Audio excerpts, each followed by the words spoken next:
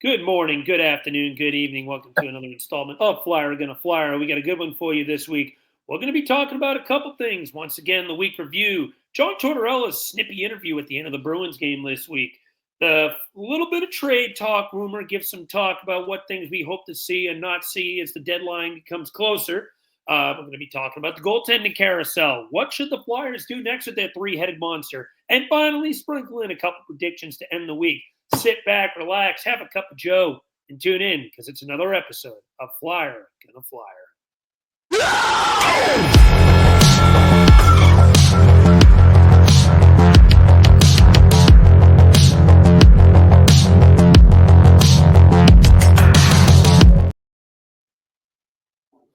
Good morning, everybody, or afternoon or evening, whenever you're deciding to watch this. As I just mentioned, welcome to another installment of Flyer Gonna Flyer, our 22nd set episode. We got a good one for you this week. Coming at me, with me, as always, are my two gracious co-hosts. To my right, we have Mr. Jamey Baskow. How you doing, brother? Hey, good, man. Aloha mahalo. It's a bit... And, Mika Leaky Maka. Leaky Maka. and he shrunk on us. And then coming to my left, we have Mr. Filibuster 10, Eric, K.A. Eric Martino. Eric, how you doing tonight, bud? I'm doing great. Another week of Flyers hockey, another podcast, and away we go. And more stuff to yell at because even though we only had two games this week, we had a lot to dissect in these two games because it was some real shit that went down in both of these games. So let's hop right into this. Florida Flyers, after having a couple days off, hosted the defending champs, and what a hell of a game that was. 7-5 loss, unfortunately, but the score does not tell the whole picture. This one was a roller coaster. First period, team went down 2-0. I felt like Florida controlled the pace a little bit, potted a couple power play goals. Second period, Florida enters the second with another goal that gets called back, thankfully, due to a pretty obvious goaltender interference. But not too long after, they finish off the power play to make it 3-0. And the Flyers decided to show a little bit of grit and fight back. It really came to Tyson Forrester. Potts went off of a good play by Matvei Michkov where he shoots the puck, where he wasn't even for the net. If you watch the play, he shoots the puck right at Beezer's skate for the ricochet. It was absolutely well timed. I saw that, my jaw hit the floor. What's you guys' take on that play? What was my take? My take is just I see another game to where I don't disagree with Torts very often, but if you don't bench Michkov late, in the third period, maybe the Flyers come out with the W. I don't understand again why one of the most skilled players again is benched. And I understand, they were on the ropes and stuff like that, but maybe we're not talking about this loss right now with the empty netter, 6-5, and then they add Tally in, and Florida tallies an empty net goal to win the game 7-5 ultimately. Maybe we're not talking about this. Maybe we're talking about the Flyers going into overtime or a shootout and coming out with the W and win 7-6, as opposed to losing 7-5. So that's my take, and I think that, and I'm going to spiral into yesterday because it's sort of coupling where you benched one of the most skilled players in Travis Konechny. Maybe you don't have to come out in your press conference and have to obliterate the officiating, which had been horrible. And it's quite ironic because leading back into the Florida game there, and Joel Farabee's pregame presser, he was like, "Oh, the officiating, quote unquote, the officiating's been awesome here as of late." And you get those two games coupled, and I'm like, it definitely isn't awesome. But maybe this doesn't happen if two of the most skilled players on your darn team aren't benched. Initially, I was upset that TK was, that I was actually agreeing with John Tortorella for about an hour after the game. Yes, Travis Konechny should have been benched, and it was a stupid penalty that he took. But in the same token, he has said in the past, he does this dumb play, comes great right out, and makes this great offensive play. So when you're going into overtime, unbench the guy and allow him and Michkov do their thing. And maybe we're talking about an overtime winner yesterday as opposed to, an overtime loss. And so, yeah, Great play by Michkov. Sorry to circle around. Great play by Michkov. He's just absolutely so talented. You're right. It was his intention to hit off of Farabee's skate. He's just so smart. He has a cute vision of the ice and a know-how and a whereabouts on how to score goals and when. It's just so frustrating. I just don't. I can't even wrap my head around why two of the most skilled players are benched. I can't put a finger on it either, man. Eric, how about you? What do you have to say about this? This was just a weird 2 games. Yeah, really. Honestly, it really was because, well, look, the Florida game. I thought we were in there the whole time with Florida, and this year we've honestly played Florida really well, and we keep up. And like, look, we can't play undisciplined hockey. That's just like, I think our penalty kill is like what, top 5 in the league all season, and we allow 4-on-5 in that game. And like, look, some of it was just bullshit calls. Like, look, like Lawton's penalty, like that was, they just so happened to hit skates like as they're both skating, but Lawton gets the call, clear, like, and then they score on that one, and then there was like look, I liked Farabee standing up for Sanheim when he got borderline like boarded. But the thing is, like, look, if it was like, go in, create a scrum, but don't take a clear penalty. Like, that was like, I didn't mind that he defended Sanheim, but like, it was a clear cross check. Like, that was like, go in there and just like, maybe just like dive on him, like punch him, try and get maybe like some kind of scrum going, and maybe get like a double retaliation penalty or something. But like, you gotta pick your spots, because like, at that point, like, you can't take a penalty. And I know, like, you want to stand up for your teammate and everything, but just like, you gotta walk that line, if you understand what I'm saying. And like, look, the Boston game yesterday, unfortunately, like, I wasn't able to watch it. I had to bring my daughter to her hockey game. But everything that I've read and everything that I saw, and it's like, these like phantom calls on us. They're like, where are these calls coming from? Like, look, I'm usually not one to blame the refs, but like, some of them were just pure BS, and you're like, what the hell? Like, luckily, like, they only scored, I think, one on the power play. I think Boston was 1 for 6, so at least it wasn't terrible. But like, again, what these 2 games show me is something what I spoke about like last week, is that we're a team that's just learning how to win rather than like knowing how to win right now. And look, it's coming, so it's positive, because look, we played the defending Stanley Cup champions. We played them hard, and that's twice this year that we played them hard. And look, Boston, since they fired their coach, has been a really good team, has been on a roll, and we played them hard. And if a couple calls went another way, or who knows, So I was impressed by the way they played, but you just gotta have to be a little bit more disciplined, pick your spots, and I like the improvement. I'm looking at this. I look at this week, even though they lost both games, I look at this week as a positive. You fought back down 3-0 against a really good fucking Florida team. That's a team that is borderline impossible to come back. Not only did you come back, you took the lead 5-4 in the third period. Tippett had 2 goals off of 2 beautiful feeds by Michkov, especially the first one. That first one was gross. The second one was just a good pass where I feel like Tippett did more on the goal, but it was still a good play by Michkov to create it. Came back, tied the game at 4. 4-goal second period. Isn't that ironic after how much we roasted second periods? And then the third period, you came out with some fire. This team didn't get settled. Think, we're up 5-4 now after Hathaway goal, who seems like he's a Panther killer. How's that for weird? Garnet Hathaway seems like he always makes a play against Florida. I can't explain it, but I like it. It's good to have a bottom sixer who can create plays against elite teams like that. And then you start playing the penalty carousel. As you mentioned, Eric, they were 1 for 5 on the kill. Now, one of those is an empty netter, so whatever. But point is, it was a penalty brigade. That was the thing that killed you. In terms of 5-on-5 play, I think they outplayed Florida. I really do. But their power play is absurd. I remember hearing something in that game going into that. I think the Panthers were like 7 for like the last 15 going into the game. Not even that game itself. Going into the game on the power play. And then they just absolutely railroaded you on it. the entire game. It wasn't like this. I will say, I think the PK has taken a step back this year. Even before this, they haven't. I feel like they haven't been as aggressive on the penalty kill as a whole. Think about it. The shorthanded goals are way down. I think they've only gotten one this year. Yeah, Travis Konechny, yeah. A little more laid back on the kill, and teams are starting to dissect that a little bit. Now, I don't know if that's just teams adjusting to their aggressive play, but it just seems like it.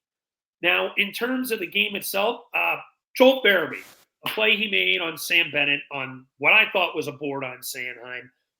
I agree with Eric. You do got to pick your spots, but I'm not going to attack Farabee either because there's some people that would piss the fuck off, and I'm not going to go after this dude because this just shows that these dudes do not let one another get fucking railroaded on plays like that. You do got to pick your spots, and that probably was a cross check, but at the same time, I think you could have easily called Sam Bennett 2 minutes for embellishing too, because I feel like he sold the crap out of that, especially after getting away with a freaking cross check. I mean, a board earlier.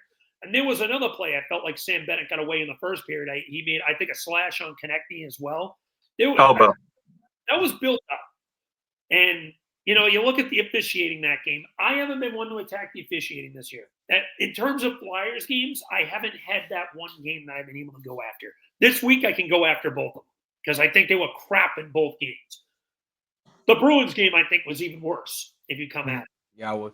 You come into this game. The Bruins have a 6-2 power play edge. If you take penalties, and they're earned. This is a game of Flyers came out guns ablaze, and Matvei Michkov looked like a man on a mission in that first period. Second goal was a phenomenal setup by Travis Sanheim on you. That looked like a Team Canada pass. Phenomenal. Coots with a good feed on the first one and the 1-T on that first power play goal. Then the second was a little bit of back and forth hockey. I felt like the Bruins outplayed them in the first half of the second, but the Flyers kind of got their legs under them in the second half of the period. The third period, the Flyers came out with some jump. I wonder if Tyson Forrester buried that close shot. This game would have even been that competitive. I felt like the Bruins may have packed it in, but Swayman made a nice sprawling save there. And then the Bruins kind of took advantage of a couple things. I got to say, there was one missed call. Charlie McAvoy was a fucking dick this game. I've got to come out and say that. He was a borderline dick all game between the multiple friggin' cross checks and roughings on Michkov after the dive. Yeah.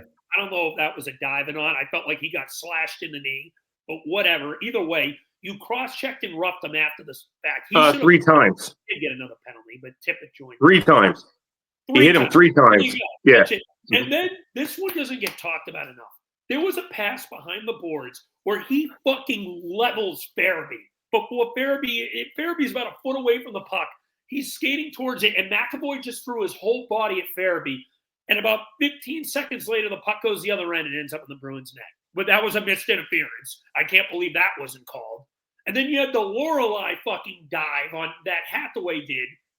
The Flyers killed that one off, thankfully, but it led to 4-on-4 play to open up the overtime because there was still 3 seconds of power play time. And then there was a play that was very similar to it in that same power play where Nick Seeler felt like he got tripped with about a minute left in the period, and they didn't call shit on that. It was giant inconsistencies all day. The officiating was fucking dog shit in that Flyers-Bruins game. Mind you, the Bruins took advantage of their chances. The Marchand goal was just a good play by them. I give them credit for that play. There was nothing wrong with that. But that second goal, between the fucking play that friggin' McAvoy makes on friggin' Farabee on the board that doesn't get called and then just leading down the ice because of it, I don't know, man. That was a bunch of bullshit. And then our buddy John Tortorella, he had a lot to say about that too. He comes out and doesn't even wait for the reporters to even come out and say anything. He goes, "Let me start with this. I don't teach my dudes how to dive, but after what I'm seeing out here lately, maybe I should." That should tell you all you need to know. Torts is not one to blame the officiating usually. Mm-hmm. But yesterday, I should say, it was fucking warranted because that was absolute horseshit what was happening in the second half of that game. There was so much BS, it's not even funny. That was, in my opinion, the worst officiated Flyers game all year. It's hard to argue that. It definitely was. And he is right. It was absolutely horrible, and it's been horrible the past 2 games. So he definitely is correct. Somehow the Flyers have to control their emotions and just handle the game and, play with the lead is what they're struggling with. But, yeah, the officiating was god-awful, and it felt like that the Flyers had to beat the refs and the Bruins at the same time. My thing is, he had every right to say that. In the same token, they could have came out with the victory, and that's what I'm looking at. Is that it was another missed opportunity. I think that he didn't speak on Thursday on purpose. I think he would have gotten fined, and I came out in defense of Tortorella for that. A lot of people were up in arms that he didn't, to include some beats, that were upset that he didn't speak. Well, if you have nothing good to say and you think you're going to get fined, I think it's best that you don't speak.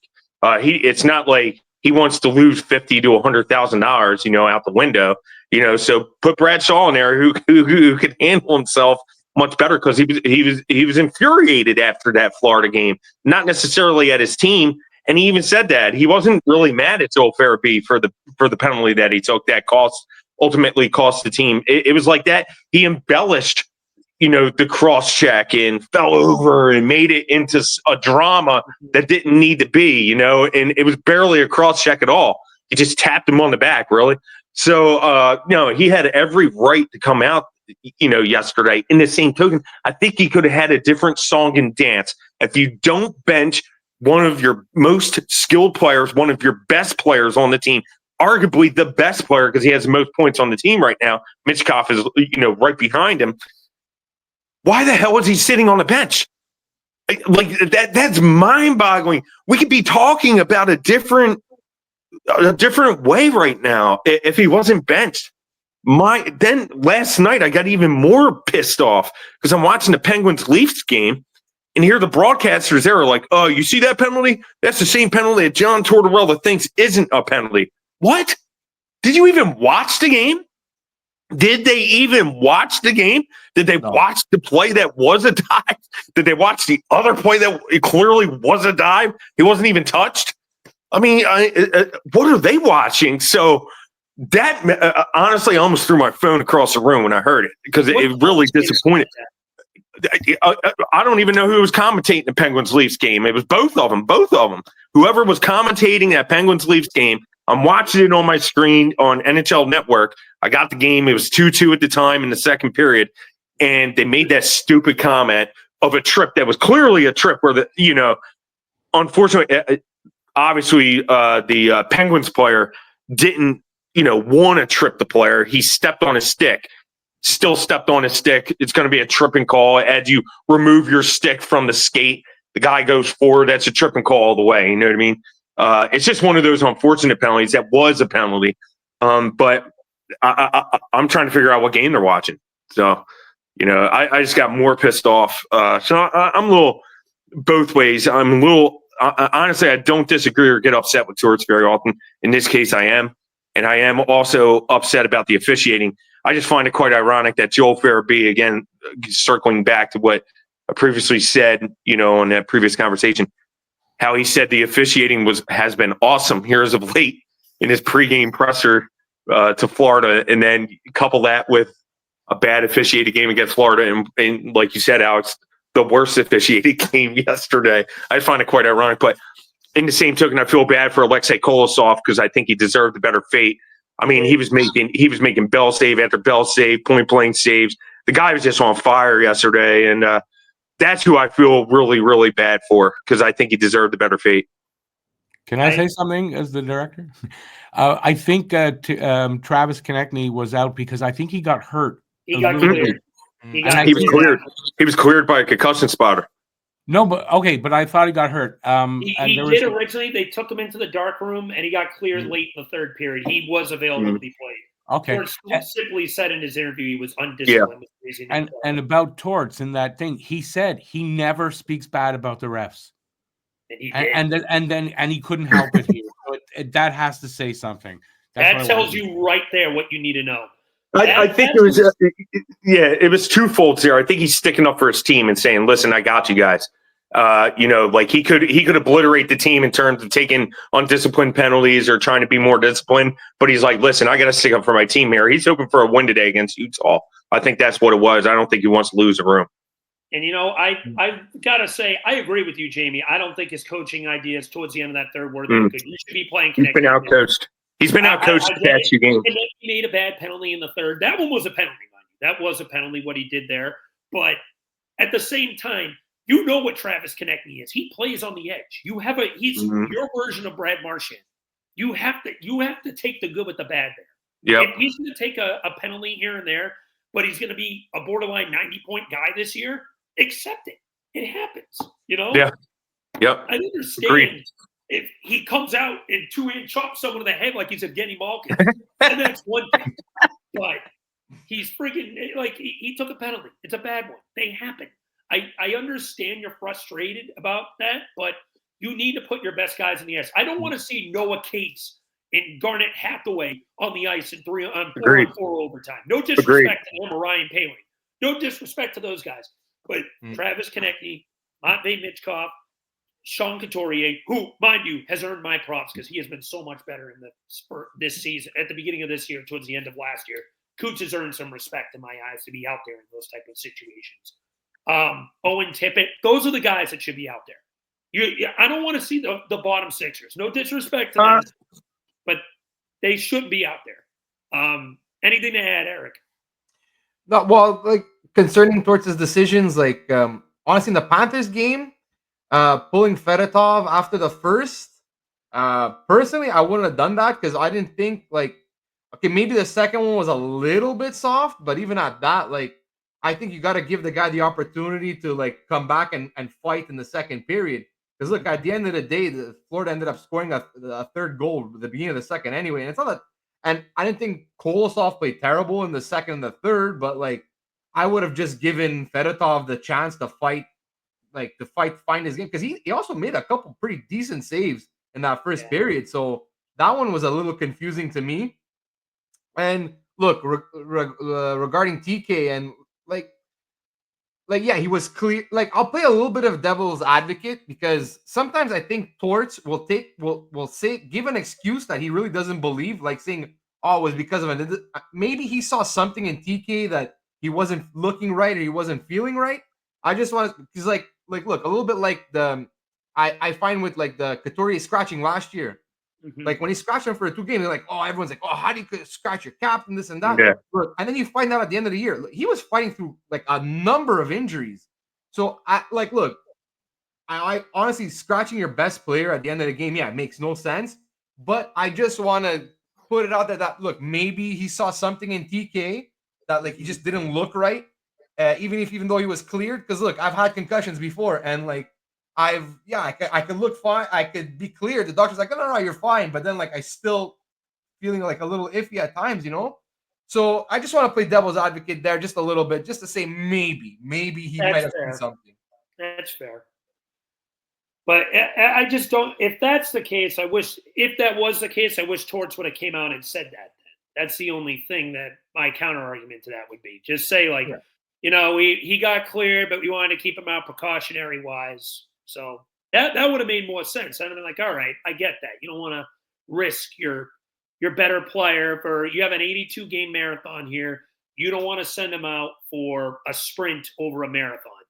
If that was the case, I could defend towards Lenoir. We're going to get more of an answer today. Maybe, who knows? Maybe he is a healthy. Well, they end up not playing him. The concussion symptoms do pop up. I hope not, but I really hope not. He is a bit undisciplined at times, but it's like Alex, you brought that up, moments ago with what you were saying. You have to take the good with the bad. He's like a Brad Marchand. Brad Marchand does stupid stuff all the time, and so does TK. Both are very as talented as one another. They're both very talented, both very good players. That's just TK's game. He's trying to get under the skin of the other team, just like Brad Marchand tries to get under the skin of the other team. Same thing Scott Lawton does. Who I don't think is as vocal this year as he has been in the past, and that's kind of my lead on Scott Lawton there. Usually he's a little more talkative, and you could hear him I really don't hear him talk anymore. So that's a little concerning to me. But other than that, yeah, TK, you got to take the good with the bad. I agree. At the end of the day, you get what you get with the guy. And the talent makes up for the bonehead moves here and there. Absolutely, and I'm okay with that. Just like I'm okay with Matvei Michkov, turning the puck over. I know some people like get up in arms over turnovers, but I don't. Not with Michkov because he's trying to make a play. So, all righty. Anything else before we move on to our next topic of the day? Yeah, Eric, you have a heck of a hat. I'm gonna say it to all the viewers. I love your hat, man. We talked about it in the pregame. Got to show him that hat. I love it. I love it. The old Expos. Right. Man, I love it. Honestly, Jamey is a low-key lover of anything Montreal. Let's be fair. Yeah. I mean, I just like the fans' passion. I think that's what draws me to like Montreal, even though their team, isn't very good right now and stuff like that. And stuff. They still support their team through thick and thin there. I mean, they sell out all the time. I respect that a lot. That's one of the hockey meccas of the world. That's for sure. Sure. And they're usually pretty classy. I mean, I know we go back and forth about the Michkov stuff and Demidov and all that stuff, but that's here nor there. But you know what it is? It's all passion. You can tell the passion in the fan base's blood there. They just want a very good, talent like Michkov is for us. That's all. Go Habs, go! Best. Oh, here we Lord. There's the head guru there. Moving on though, so we're going to talk a little bit about some trades. So there hasn't been any really new trade talk. We have Frost in trade talks about what you could potentially get with him at the end of the year, or even at the deadline, depending on what the Flyers decide to do, depending on where they are in the race, even at that. There's talks about Rasmus Ristolainen potentially being on the move with the logjam they have on defense, especially since Jamie Drysdale should be back sooner rather than later. What's going to happen after that happens? And then there's a few other guys, maybe even Joel Farabee being talked about, maybe getting a fresh start, because it just doesn't seem like this poor guy can break out of a scoring slump. Eric, I'm going to lead this one off with you. If you had to make a guess, or maybe even a prediction, or just something you'd like to see, what would you like to see the Flyers make for a trade move before this year ends, or maybe even at the end of the year? What would you like to see just out of this team? Well, like I've said on this pod before, and I've said on Twitter, like we need to trade for a young center, somebody between the ages of let's say 20 to 22 that could grow with our current team, and because it's literally the biggest need on our team. We just lack centers, and I'm expecting us to draft one this draft. We drafted Luchenko last draft, but we need to get at least somebody else here. I honestly thought they were going to do it this offseason, bring in I'm not saying it doesn't have to be a Trevor Zegras or somebody high profile, but just identify a young center on another team that's either he's playing behind a bunch of other guys, doesn't get the time, or so look at Buffalo. They have an abundance of young centers. Go grab one. Seattle's another team. They got a few young centers and they're looking for wingers. Go grab one of them. You have Shane Wright in Seattle. You have Carson Rekoff. I always butcher his name, but anyway, he's taking part in Canada's World Junior Camp right now. They just drafted the Berkeley Catton this year, so they have and they already have Matty Beniers, and they signed oh man, now I'm blank on his name, but the guy from Vegas that they signed, Chandler Stevenson. So they have an abundance of them too. But so identify somebody and go get him, because we need a center here, and that I think is our biggest need. Because look, do we need enough? Could we use a true number one D? Yeah, for sure. And any team can use a number one D. But I think if fully healthy, our defense is good enough to compete. I honestly believe that. Because look at Florida last year. Was Aaron Ekblad playing a true number one defenseman? Not really. If I had to say one guy that was played really well last year in the playoffs, was Brandon Montour. And now he's in Seattle. Would you consider him a true number one defenseman? They had a defense built on committee. That's what they had. They had just a bunch of really good guys. And I think 100% healthy, the 6 that we have right now could be like decent enough, you know? But yeah, no, look. And like a couple guys I was thinking of also maybe, but I don't know if like the Flyers or even these teams would even consider trading within the division. But look, you have a young guy like Hendrix Lapierre in Washington.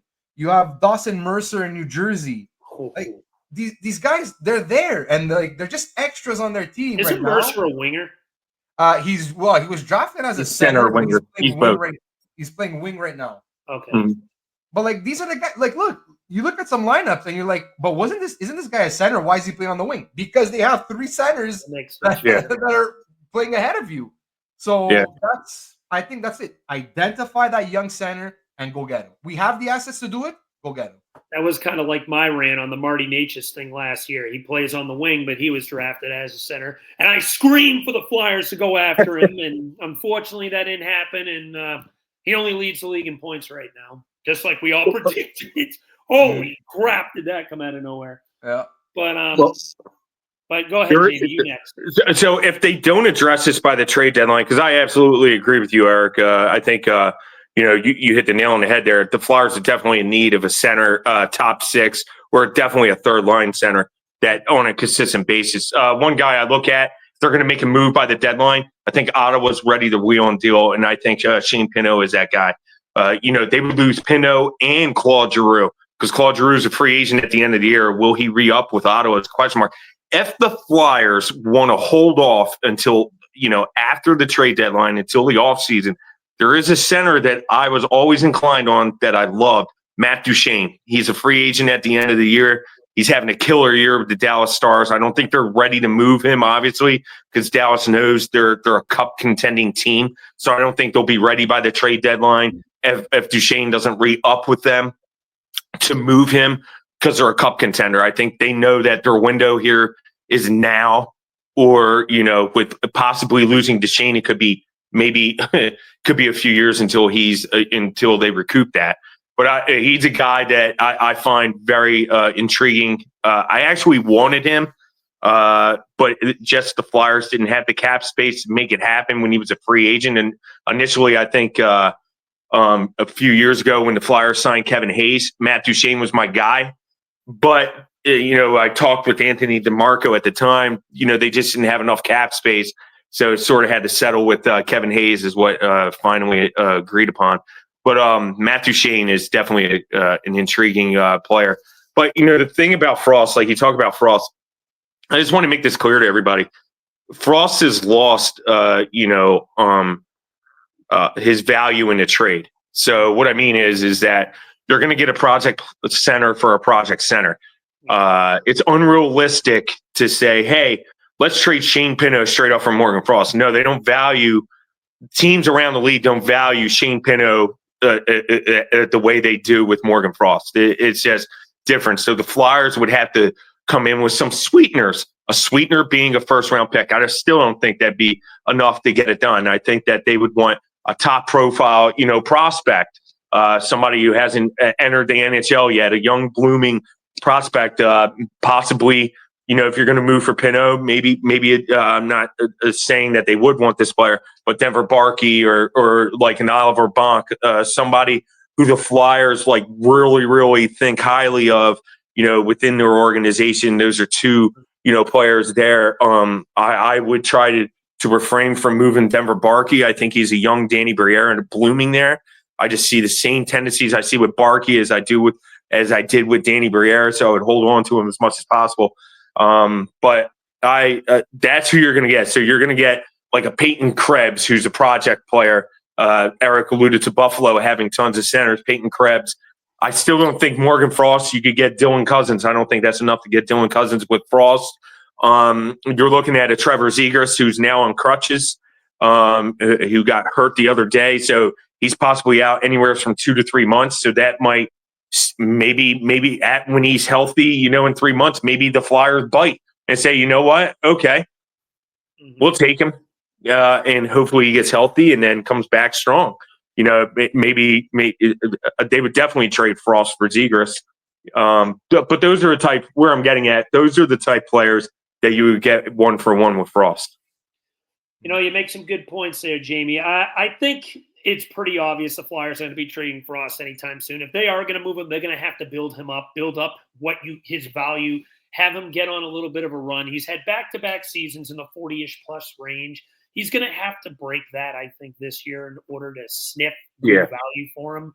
Maybe if he ends up in the 40 range again, you could convince a team in the offseason, but I think it's very unlikely he ends up moving this year. Obviously, I think Ristolainen is the most likely guy to move just because of the logjam you have on defense. Yeah. You already have 7 guys before Jamie Drysdale comes back there.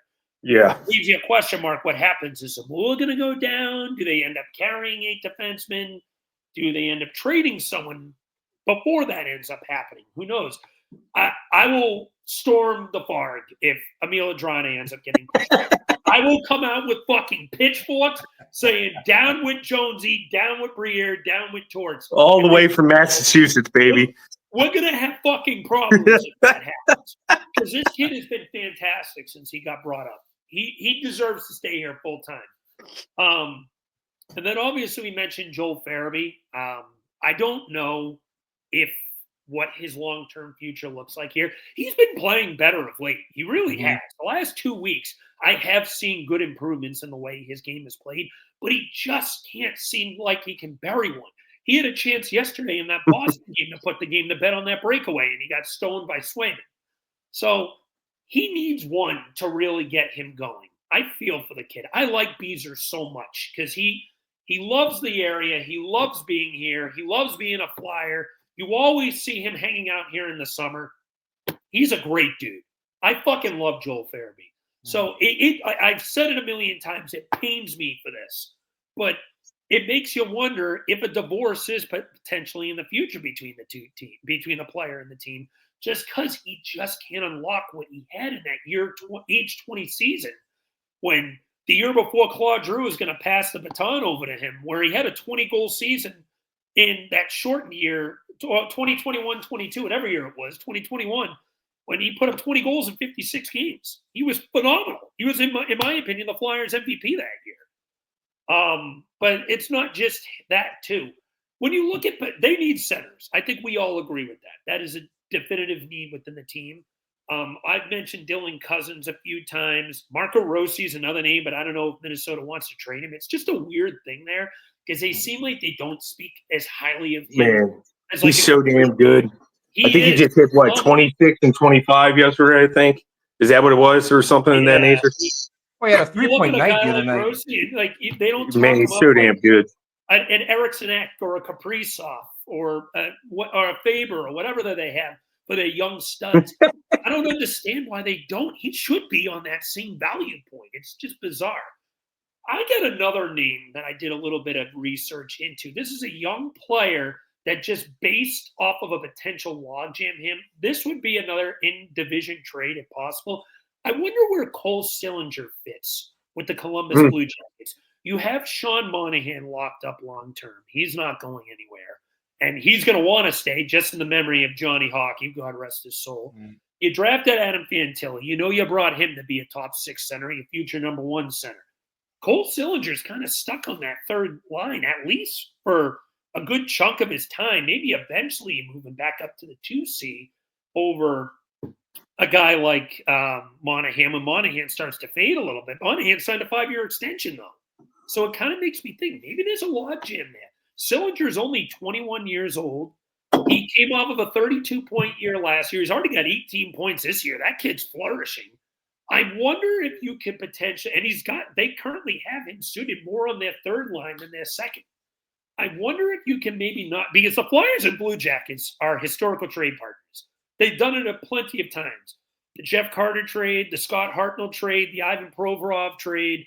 The trades go on with this team.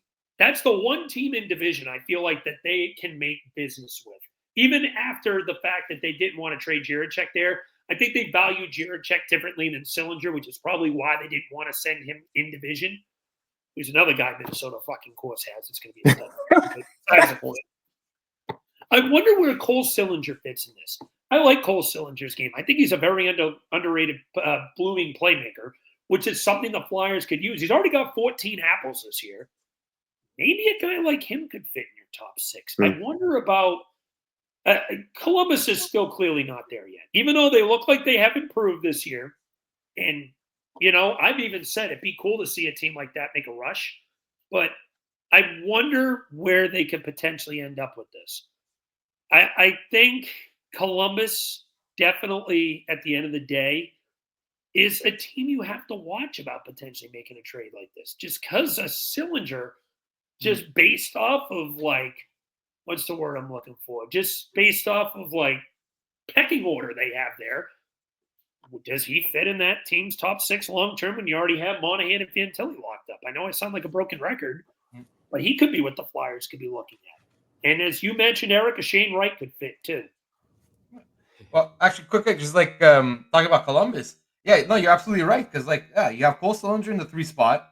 You have Kent Johnson, who was also drafted as a center that's playing the wing right now, and he's having a beast of a season. And there's another young center that they have, Igor Chinakov. He's 23, but him too, he's got potential, and they have him playing on the wing too. So he's got 14 points on the season in 21 games.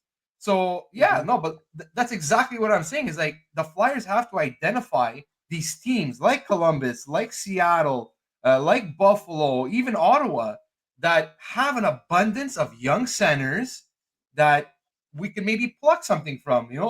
How many of these teams could use a Ristolainen or a Joel Farabee, a Bobby Brink, put a package, add some of those picks, and go get one. That's it's as simple as that. Yeah, I agree. I think you're going to – I do think they make at least one significant move this year. I don't know when. And I would like to think the fireworks are going to happen in the offseason, especially seeing what you have in Michkov already, knowing that he's the real deal.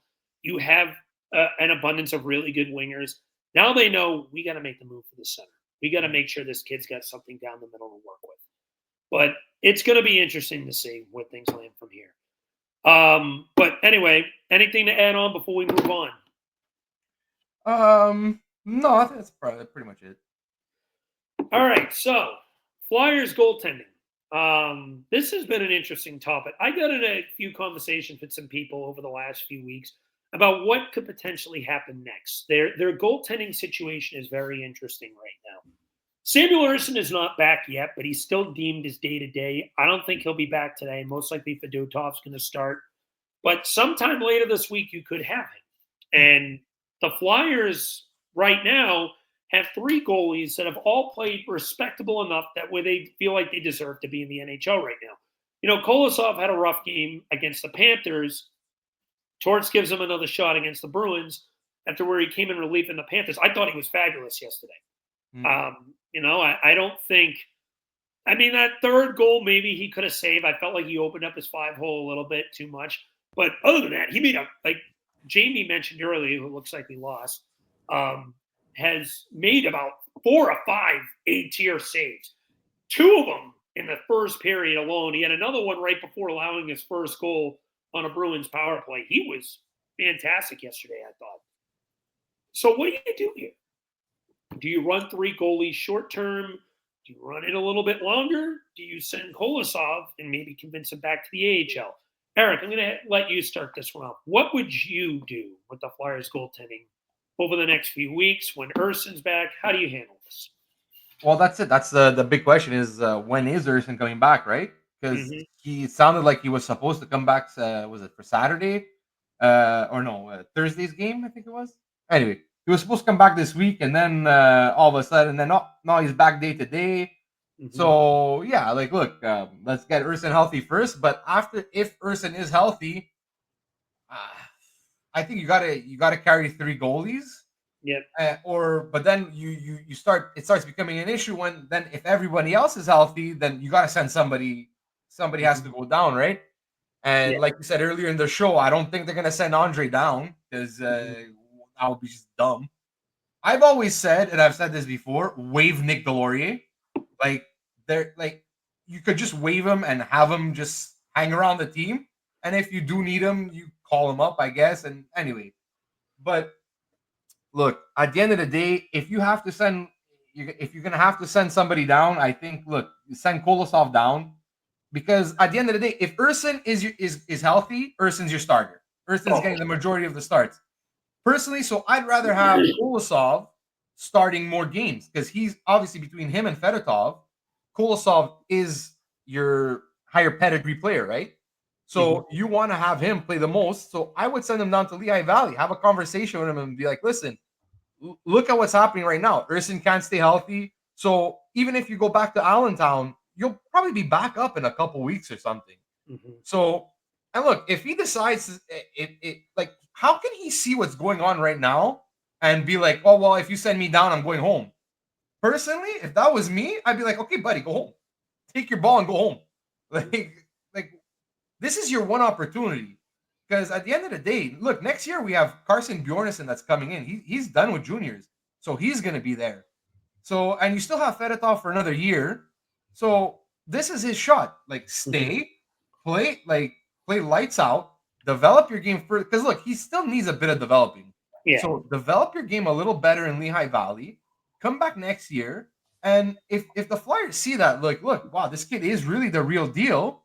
Maybe they mutually agree to terminate Fedotov's contract, or maybe they ship him somewhere else, retain half. You know, there's things that could be done. But if you don't want to play ball with us, then like we won't play ball with you, kind of, you know.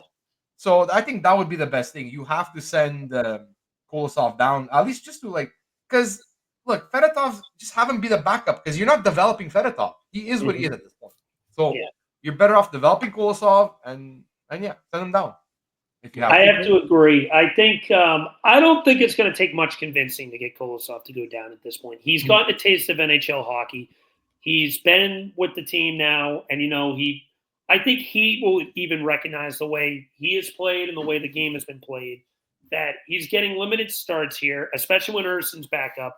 I think Fedotov is a one and done here. I realistically think he's going to be one of the casualties of the trade market next year, and I think Kolosov will be back next year. There are some teams that are going to be goalie needy that could use a guy like him. Colorado's a team. Edmonton's a team. I could see maybe Ottawa be in the market for a backup. Who knows? There are some teams that are going to be calling that'll be like, hey, listen, Ivan Fedotov, we like what we saw with him from game 5 on. Why not? Let's give him we like to maybe make a move for him. Even if you got to eat half, who cares? It's be for 1 year. And you clear off another, 1.6 mil off the books, which could help you attract someone else here. Who knows? I think I would say this, though. One of the things I mentioned, I got into a discussion about this with one of my Twitter followers, Frank. He made a good point that says it's a terrible long-term thing because there's only 2 nets in practice. You have 3 goalies. Someone's going to be sitting out at all times, which is very true. I said at the beginning, I want to see how this looks short-term and then make the move. I don't want this to be a long-term thing. You can't run 3 goalies all year. Maybe do it for the short term until someone gives you a reason. Kolosov was very good yesterday, not very good in that Florida game. Fedotov, he's going to get the start tonight. I think we all know that against Utah. I think Fedotov ends up rebounding good. Realistically, to give us a little sneak peek into the Flyers prediction, I think they're going to rail Utah tonight. I think this is going to be a pissed-off team. That's besides the point. But I think Fedotov, you look at the age. I think Kolosov's 23, and I think Fedotov's 28. Something like that, yeah. I believe. Yeah. You look at the situation there, age alone is going to be the reason why you look at this and see. Kolosov, listen, we're going to give you a little more time to get some feel in the NHL, but sooner rather than later, you're going to be playing Allentown. But you're the starter there. It's not like you're going to be losing starts to Pettersson last year. No, you're the guy down there. You're going to be getting 70% of the starts. You're the guy that's going to be relied on down there to develop your game, to pretty much play to the degree that we believe that you can play at down there and, work on some things that you need to work on. And then next year, as you mentioned, 2025, 26, it's you and Urs. It's you and Urs, and Bjarnstrom will be in your spot out in Allentown next year. Pettersson will be out in Borneo somewhere. He'll be gone, so who cares at that point? And then you still got another year or two for Zavargin for him to develop out overseas. So, yeah, and it's going to be a little bit of rotation over these next few years until you know what you got. So I think Kolosov has been convinced enough that he knows there's a path here. And I think they're going to talk to him and tell him, listen, we like Ivan. We got him here. We wanted to see what we had here. we look at this and know that he's going to be a guy. There's too many bodies here. You're Yep. younger. We see more of a future in you than him. He's likely not going to be here next year. He's probably going to be traded. Patience. Develop another year. You'll be back here next year with Urs, and you'll be ready to go then. Maybe even as a 1B instead of just a number 2. Who knows? But that's my opinion on the goaltending carousel. Can I think give it's an going to be opinion? interesting. Can I give an opinion? Absolutely. Because we had 3 goalies last year. And the problem is, like, if you want Urson to be the starter, because he's kind of learning how to be a starter, he needs to play a lot of games and be the starter. And if you got 3 guys, he's not going to see the net as often as he needs to, in my opinion. And I think that's a big point there. And I think you guys are right. Kolosov should go down and develop further down there because he's your guy, your backup of the future. Or maybe your starter, you don't know, because you still don't know yet what you got from Urson. But he needs that test again because he kind of failed it last year a little bit. And he needs to see if he's got the, for your future. That's my opinion. The thing with Urs last year, he was thrown into a shit situation. Yeah. Because obviously you know what happened with Carter Hart. He got launched into the sun in January. And Urson was getting almost 80% of starts. It was an absurd number from there on out. The Flyers did not have a backup goalie. They brought up Pettersson. He was terrible for the few times he played. They brought Fedotov in the middle of a playoff hunt when he had a month off, thrown right into the woodshed in a situation he should not have been thrown into. He wasn't working out, obviously, as well either. They were in a tough spot. And for 60% of the year, when Urs was getting the 1B starts, because Carter Hart was probably like a 60-40 split last year until Hart was gone. And Urson was kind of working gradually, getting about 35 start pace. Then he gets thrown into the woodshed, and as a rookie, especially at that point, and he just wore down.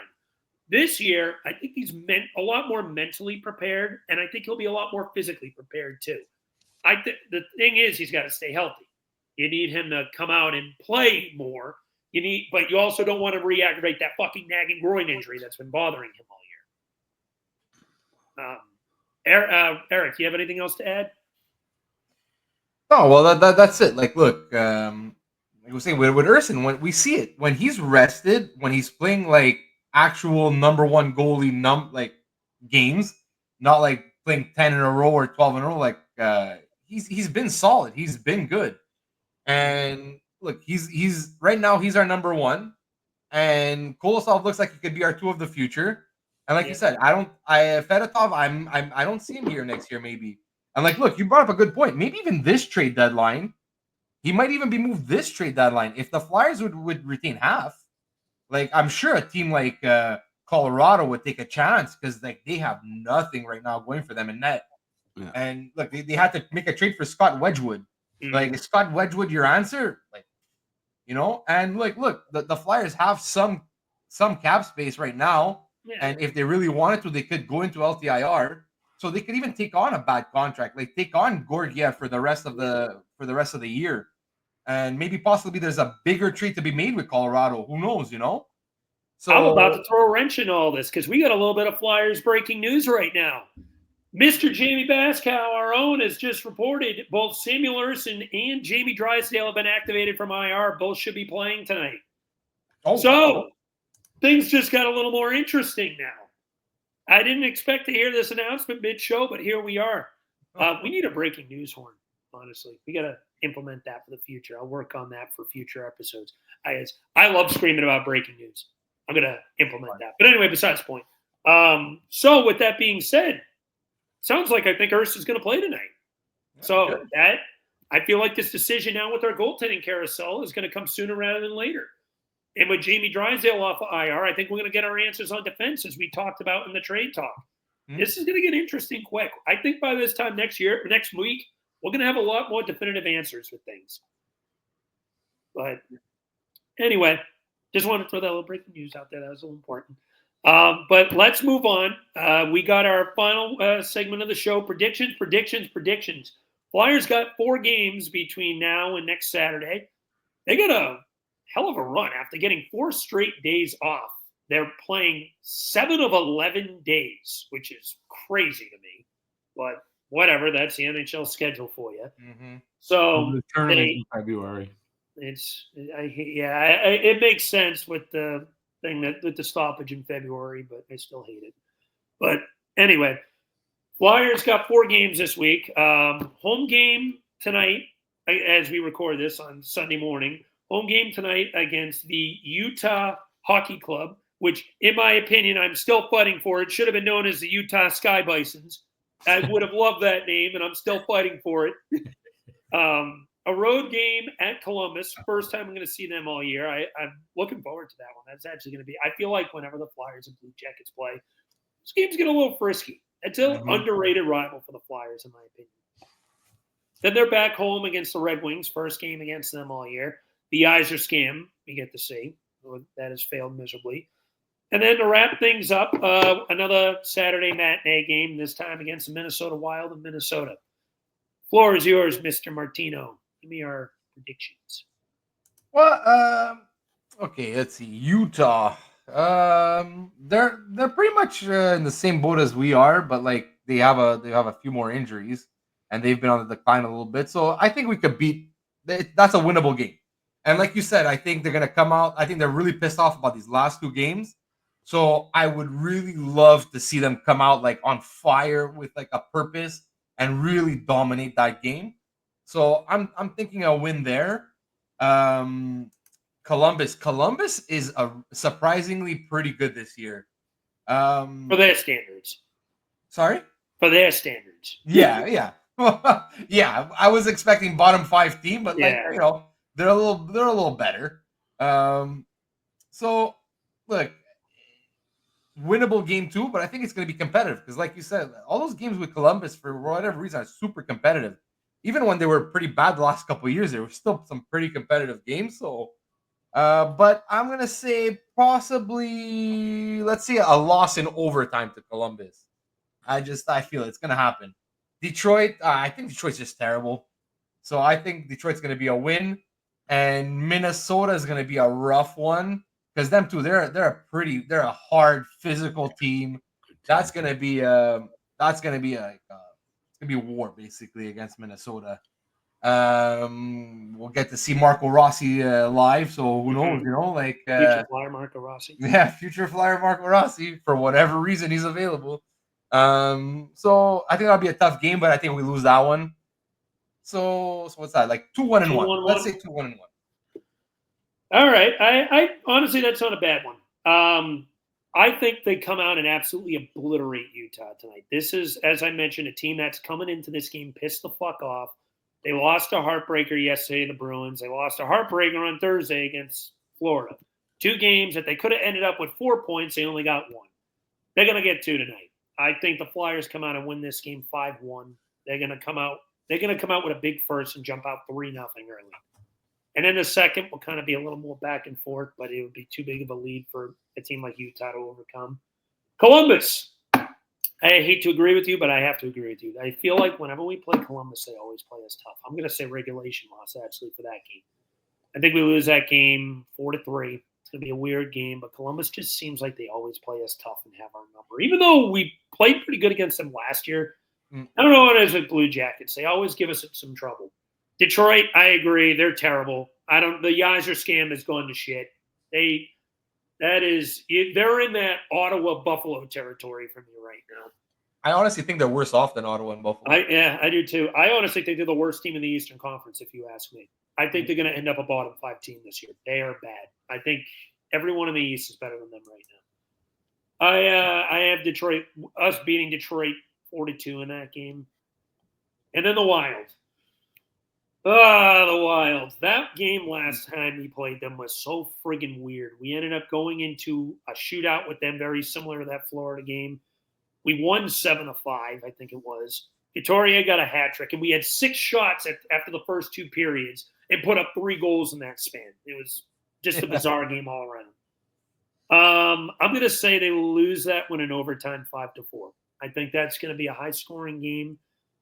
It's going to be kind of similar to last time, not quite as similar. I think the Flyers will have more than 6 shots in 2 periods the last time, too. I want to throw that out there. I think that'll be another potential third-period heartbreak where they have the lead and end up kind of losing it late, and then in overtime, Kaprizov makes us look silly. So I'll say, like you, 2-1-1, but the only difference is I flip-flop Columbus and Minnesota.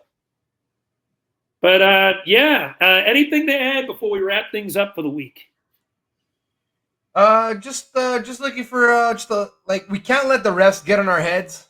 I know it was 2 really rough games that were with some rough calls, but we got to stay disciplined. We stay out of the box. Try not to let it get in your head, because if it starts creeping into your head, you're gonna start second guessing every little thing you do, and that's how you take stupid penalties.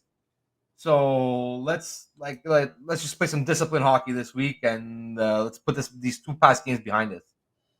Well said. I agree there. My final take is I want to see how Urson plays this week. Now that we know he's healthy, I want to see him stay healthy is the thing I'm worried about. He's had this nagging groin injury for the last month.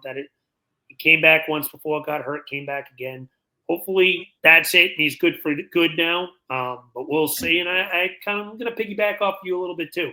Stay out of the box. This PK isn't quite as good as it was last year. Still good, but not elite like it was last year. I think it's more top half than top 5 this year. I think they do need to pick up the aggressive play on the PK too. I want to see them try to make teams make more mistakes and lead to potential chances on the penalty kill. Last year they had 16 shorthanded goals.